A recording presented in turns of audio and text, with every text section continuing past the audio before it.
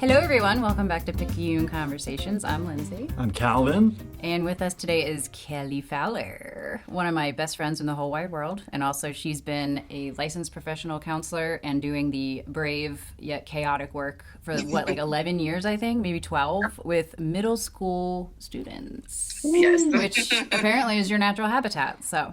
It is. And we're going to be talking about something that Kelly told me, so I'm holding you to it, that you're really passionate about, which is ADHD, missed ADHD in girls and women.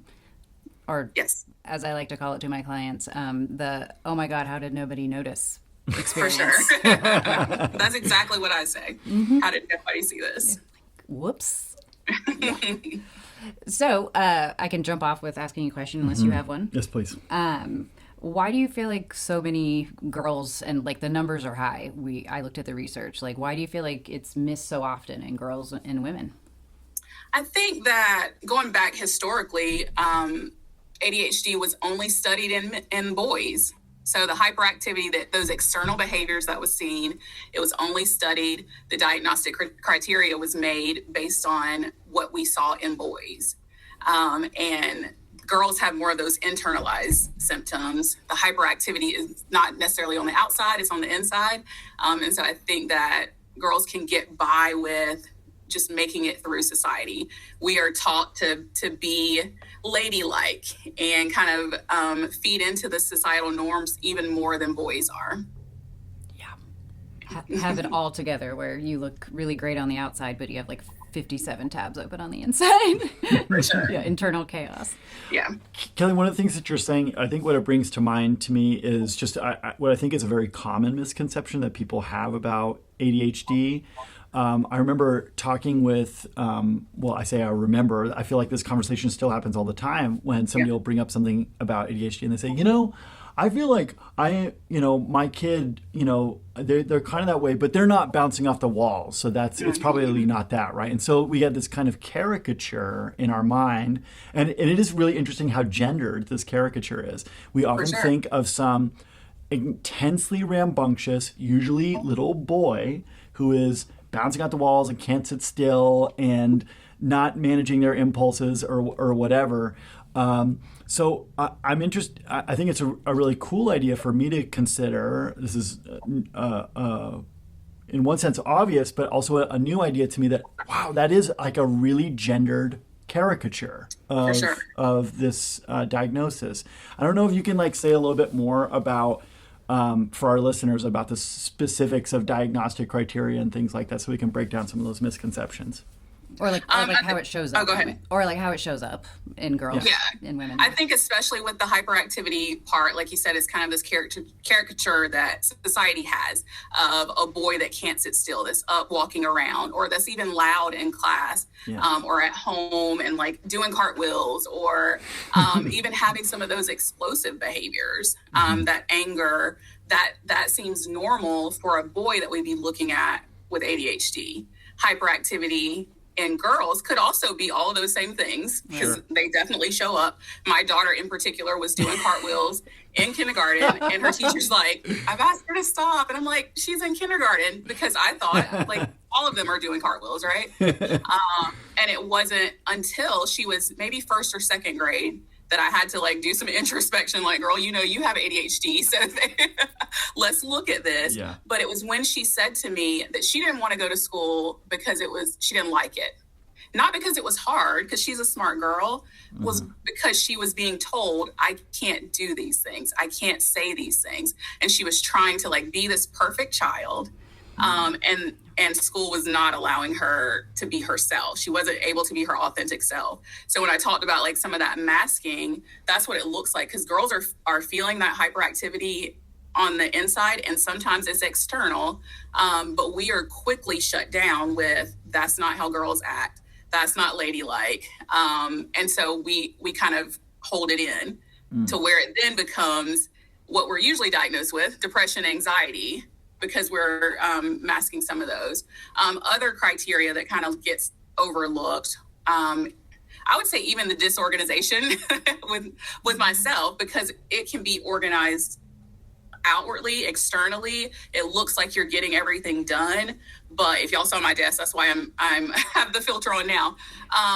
But usually we are chaotic, inside and out, and trying to figure out that organization too. Like, I need my room to be clean because I'm a girl.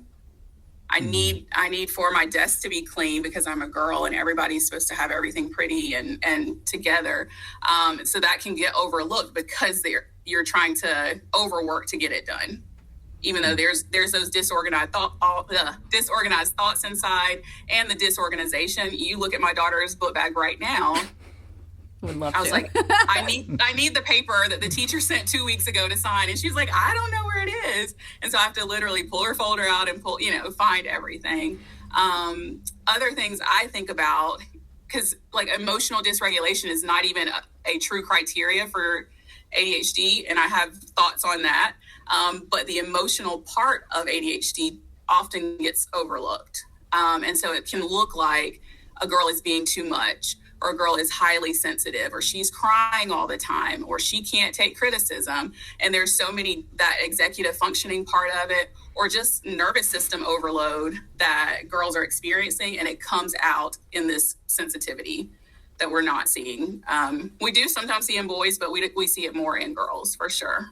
Well, I guess I'm aware too that if a boy is being highly sensitive or whatever, we're like, oh my gosh, I'm saying from a societal level, we're like, sure. wow, something's really wrong with that. Whereas the exact same thing happening in a girl, we might look at that and say, oh, she's just like, that's how girls are, or whatever.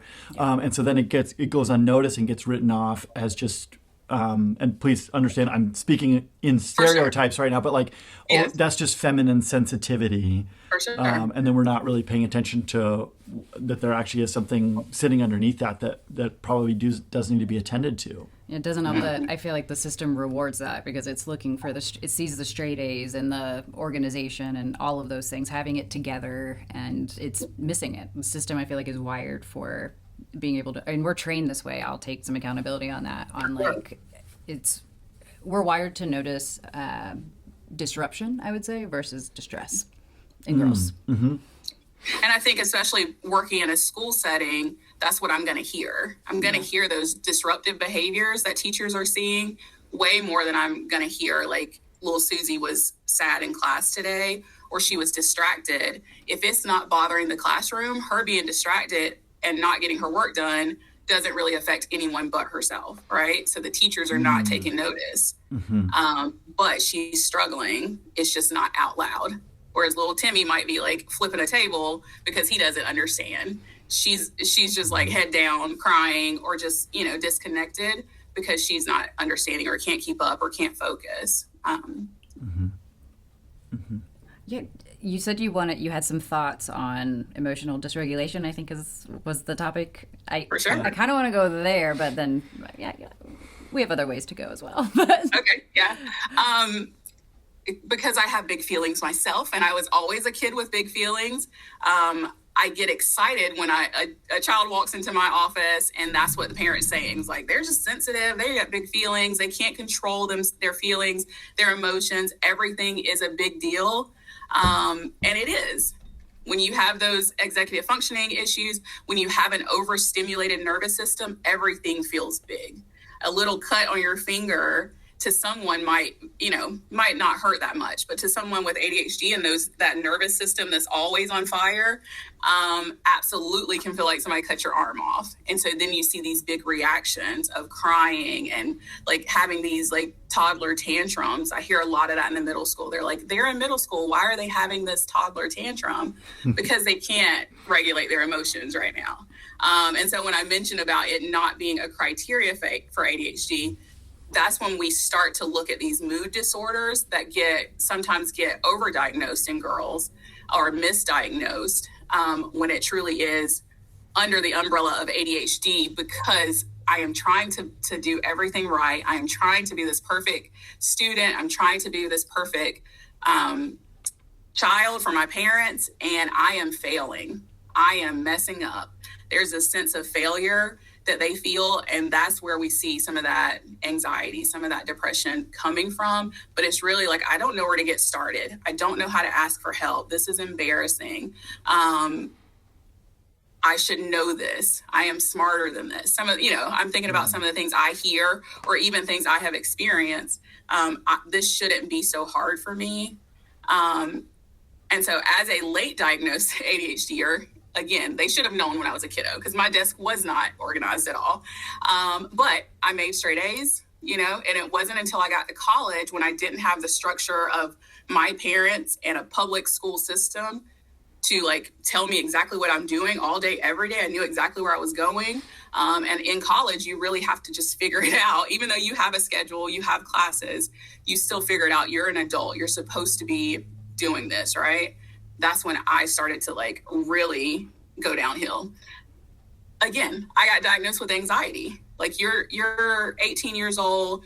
You are fresh away from parents. You don't know what's going on. You have a lot going. Your grades are not how they used to be when you're in public school. So you're stressed. You have anxiety. It wasn't until I got into this job actually, which is high paced and somebody needs me all the time. And there's paperwork on top of paperwork on top of paperwork that finally someone said to me, like, have you ever had a diagnosis of ADHD? And I was like, no. So once I got the diagnosis, and then started to like delve into it, I was like, oh, it like opens up so much that I feel like I would have, if I had at least had the knowledge, I could have,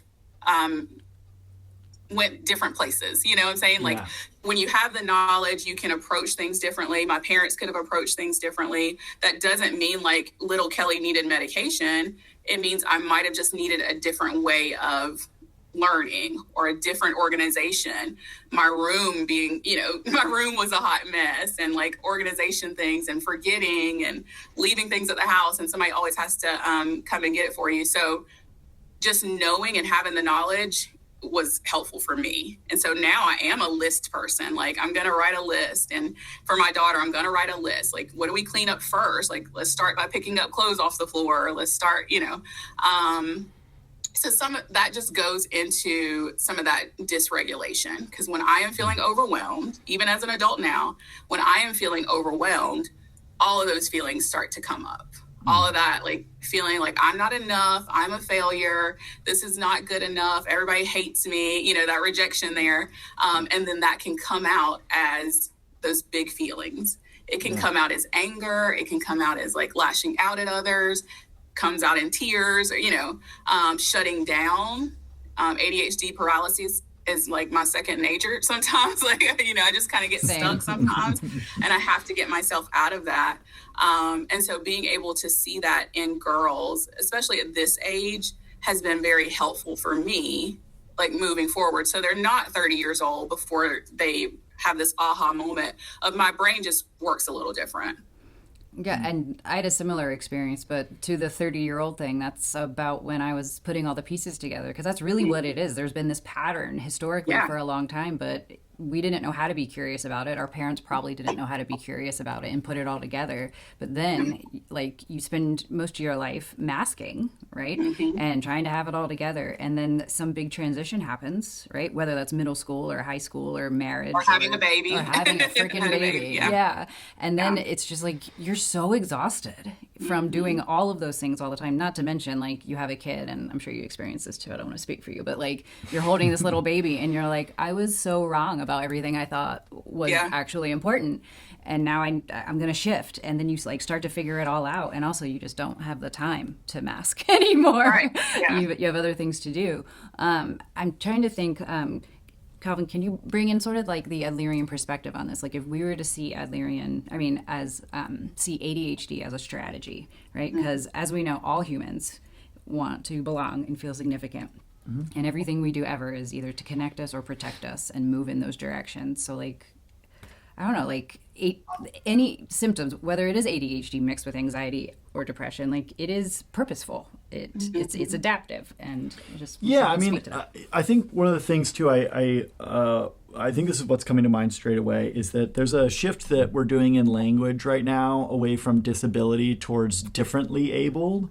And sure, yeah. I think that's, I'm aware that not everybody's like thrilled about that, or maybe that it feels like we're minimizing the struggle of people who have disabilities. And I can appreciate that. But I also think it's a helpful reframe in this way, that let's take something like ADHD.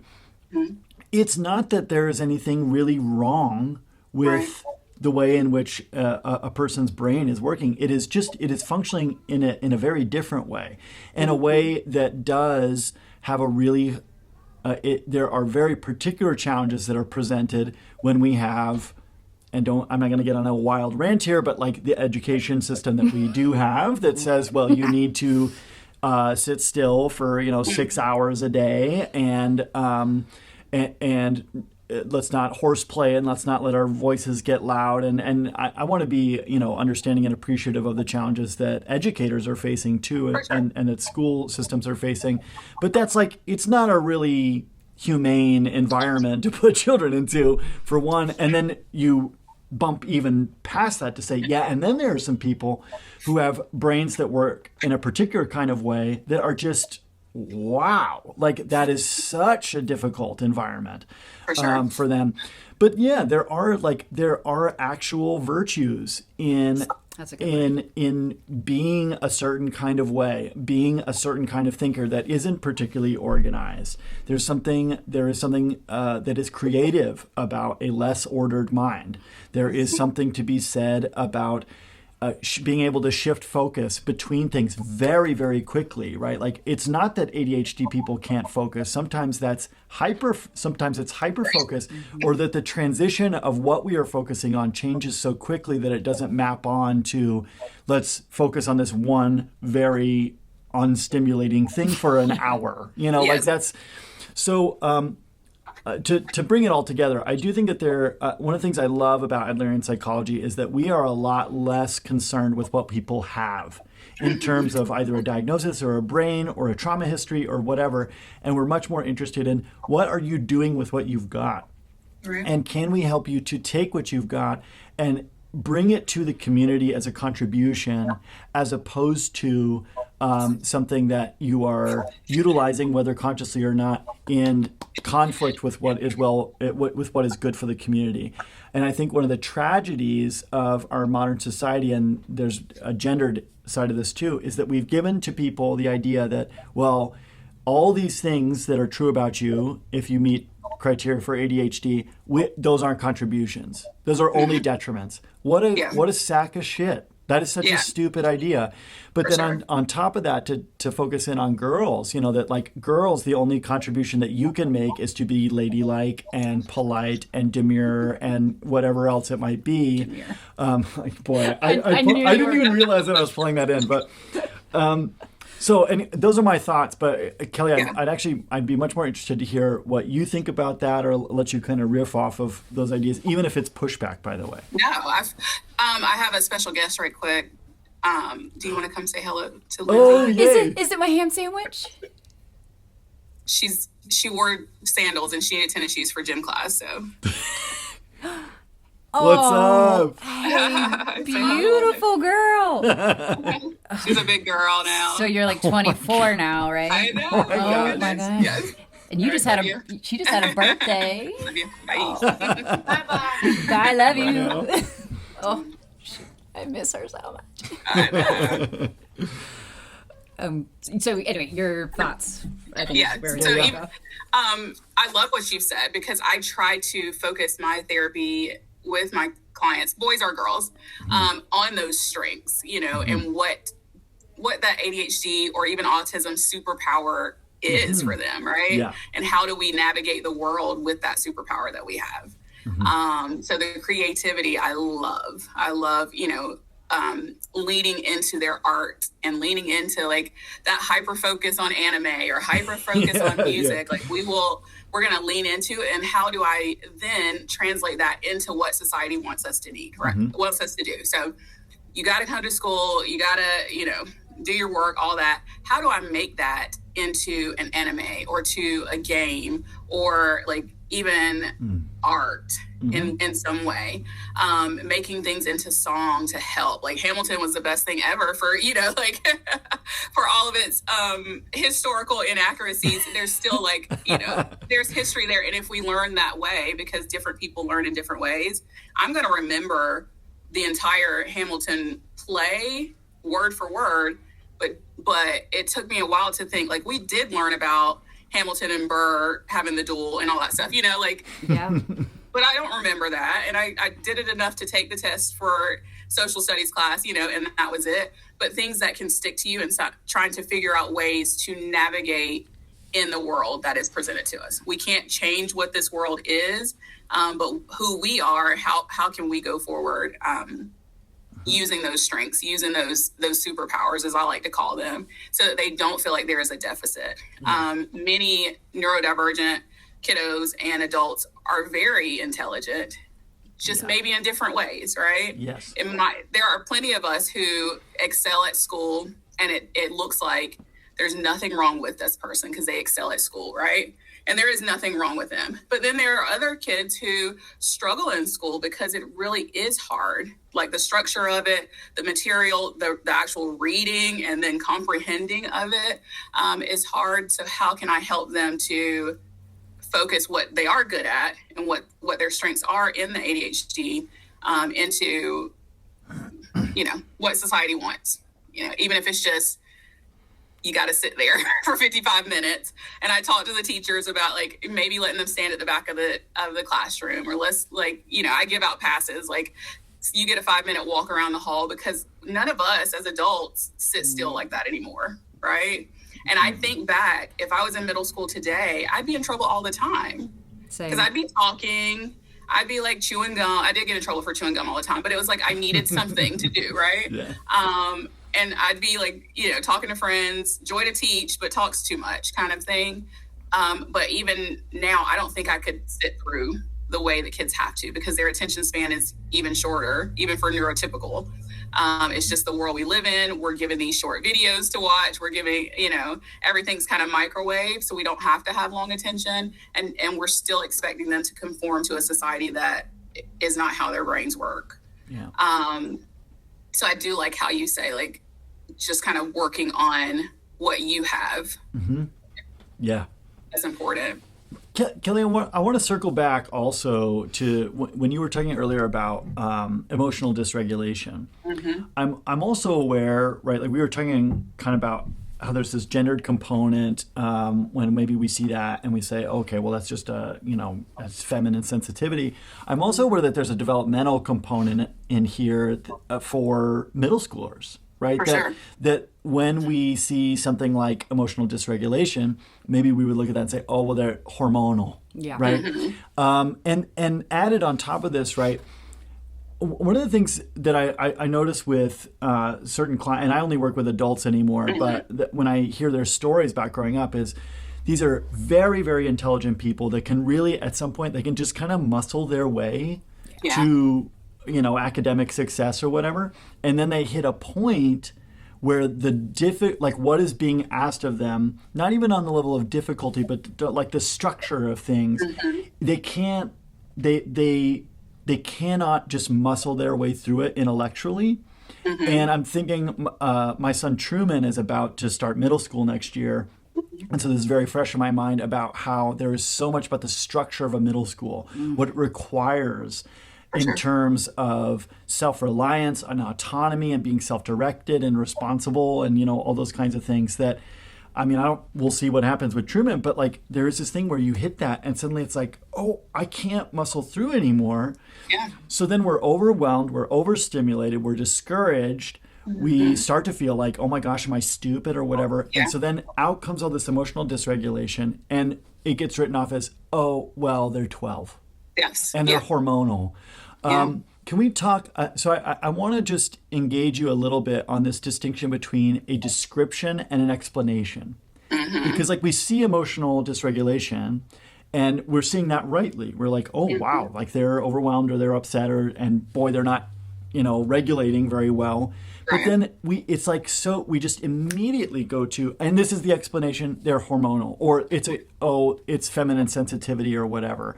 Can we talk a little bit about how either you or people in general can make that distinction between, okay, this is what I'm seeing, but let me open myself up to the broad range of what might be going on with this kid or this person? Yeah, for sure. I think when it is brought to me, there has been some data behind it, right? Like schools are all about data. They're all about collecting and seeing how often this has happened. And so like it may be the duration of the symptoms. Every kid in middle school is probably going to have a crying day or some kind of breakdown day, right? Yeah, like and us too. But like it is not necessarily a frequent thing. When they start to see a pattern of that dysregulation, whether it is crying or these tantrums, meltdowns, or even the anger, is when it kind of gets brought to me. Yeah. I feel like I dig because I want to know, right? But on the surface, it can just be written off as hormones. It's like seventh grade is wild. They are insane. And so that gets written off as like seventh grade's insane because that really is that 12 to 13 is really when all those hormones are truly like ramping up, and it's wild, right? I remember. I remember lots of. Yeah, there's stinkiness. There's all kind of stuff going on. But people are like, they're seventh grade. All of them are like this. But are they truly? Yeah. There is typical seventh grade, 12, 13-year-old behavior. And then there is something deeper is going on. So I do rely a lot on when I get a referral, the data that they've collected, that they've kind of been watching it. Teachers spend more time with our kids than we do most of the time. And so they're able to see that. I also have to provide education for the school because they don't have the clinical mind that I do. Yeah. And so it is seen as a negative behavior. It is seen as like disruption. You got to get out of here. Something's wrong with this kid, right? Where I see it as, no, there's nothing wrong with them, but they are struggling in these areas, whether that is ADHD, autism, or if that is like depression, anxiety. And it truly could be like these mood disorders or ODD or things. I hate ODD. I will say that. Us too. Us too. Yeah. I hate it. You will not see it on any of my charts, but it truly could be some of those things. But being able to see it from a clinical lens is something that I can offer. And I try to work really close with our school to help them. And then with the parents as well, because parents are tired of getting phone calls and they're tired of having to come up here and have meetings and different things, or even the behaviors that they're seeing at home. And I do like explanation versus, what was the word you used? A description. Description. I try to make sure that I am giving an explanation without it seeming like I am making an excuse also. Yeah. Right. Yeah. Because sometimes parents and school staff, they hear a diagnosis and that feels like, oh, they get a pass because of this. Yeah. Right. Yeah. They can't do this because of this. That's never where I'm coming from when I'm trying to give the explanation behind some of the behaviors that we might be seeing. There's this underneath part, not an excuse, and then not a label at all. Yeah. Kelly, I feel like that is such an important distinction to make because I do think that there are a lot of people who they hear mental health professionals talk about the impact that either differing brain function, neurological function, or a diagnosis. They think that what we are advocating for is, well, they're depressed, so like they shouldn't have to show up to work, and it's like that's not what we're advocating for. Can you talk about how important it is, though, when we're trying to figure out a solution to a problem, whether it's somebody not showing up to work or somebody really disrupting, like truly disrupting a classroom such that other students can't learn effectively? For sure. About the importance of understanding the nature of the problem when we are looking for a solution. Yeah. And that is hard, right? Yeah. Because we've talked about what society has, these societal norms. Teachers also have them. Teachers also have, the school as a whole, and teachers have what the district wants, your school district, what the state wants to see, like these academics. Yeah. And so while emotional health has become more important, the academic part of it is still at the top, right? It's still at the forefront. And so what I need to get done is this curriculum, teach these kids. And if this child is a disruption, I don't care what they got going on, they're disrupting my class. I do my best to provide interventions, or like I said, like giving them a little break, different things in the meantime while we're working on it. Because therapy, we know, is not something that I can change those behaviors overnight. But while we're working on this, there are things that we can implement in the classroom and in the school to not make it easier on them or give them an excuse, but to accommodate some of those struggles that they are having that are coming out as negative behaviors. I think my school does a really good job of collaborating with me, and like teachers are coming to me if you have any ideas, anything that will help. And I am that person that they can talk to. But you think about kids who are seeing somebody in private practice and they don't have that access to the therapist right then. What can they do in those moments when this kid is disrupting, but I know they see a therapist, but it's not helping right now, right? That can feel very frustrating for school, for admin. And so I was going to say something I shouldn't say. Please say it. You can text me later. It's fine. Look at that impulse control, Kelly. Yeah, it's ADHD my ass. I took my meds today. You look fine on the outside. Right. You know. I do think there is a disconnect there at times. That what they are seeing behavior-wise is not translated to, if I say a child's depressed, right? If I say a boy is depressed, but he is like flipping tables or cussing out the teacher, they don't see depression the way that we do, right? So that can cause some like, no, this is not what it is. This kid needs to be out of here. This kid needs to go to alternative school. This kid needs to be kicked out. And what is that helping? Yeah, nothing. Yeah, Nothing. Right? Yeah. I mean, I feel like this goes back to this. I had this this great physical therapist who helped me with this back injury, and he had this little phrase that he said in our first session. He said, "If you're not assessing, you're guessing." And I appreciate so much that the idea behind that was, right, like for him to figure out how to help my back, he had to understand what was actually going on, not just look at the symptoms or, the fact that I was hunched over or that I had bad posture, like, and I do have horrendous posture, but there was this thing of like, no, like we want to understand the problem, because if I understand the problem, then I know what to do that's actually going to help. And I do feel like sometimes, and it's not just the school system, but I think our culture in general has these kind of one size fits all approaches to things of, oh, so-and-so did something bad, so now the fix is that we punish them, right? Yeah. And it's like, well, no, does that actually contribute to a solution? And most of the time, if not all the time, the answer to that's going to be no. Whereas if, oh my gosh, okay, this kid flipped over a table, that is a problem and it does need to be solved. But if we don't understand what's going on, if we don't have some kind of explanatory, at least a decent guess about what's going on there, then we're going to try all these things, but it's just throwing spaghetti against the wall. And so, I mean, I think it's why we can be really grateful for folks like you who are in a school providing not just help to the students, but also a kind of psychoeducation and perspective and some expertise to really a little mini culture at the school. And what a cool thing that you're able to help out in that way. I think that's really special. Yeah, thank you for what you do. Thank you. Yeah, you mentioned that we could have a whole nother meeting on like the physical aspects of ADHD. Because when you mentioned that, I went to physical therapy and he's like, I don't know, like what's going on? He's like, let me do some more assessments, right? And he's like, has anybody ever told you were hypermobile?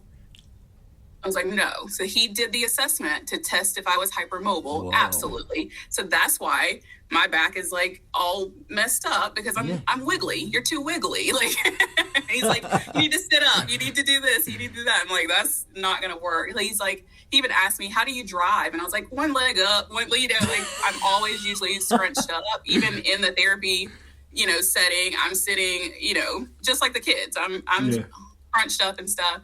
So I was thinking about that, like when you mentioned that there's that part of it too, because that looks not great in a school setting, or even if I had a different job, right? Nobody's going to walk in here and tell me to sit straight up when I have like my feet up and like this, in a therapy session, because this is mine. But like if I was in corporate America, I can't sit at a boardroom like with, my one feet leg up on the table, sitting crisscross applesauce in my chair.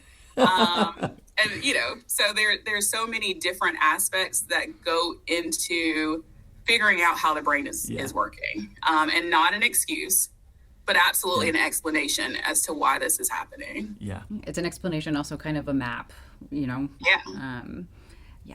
Well, you guys, you wrapped it up beautifully. Is there anything you want to leave with our listeners or viewers? Okay. Anything at all? Some advice or anything? Some tips, things to consider? You just look underneath. Yeah. Stay curious. Like keep assessing, keep digging.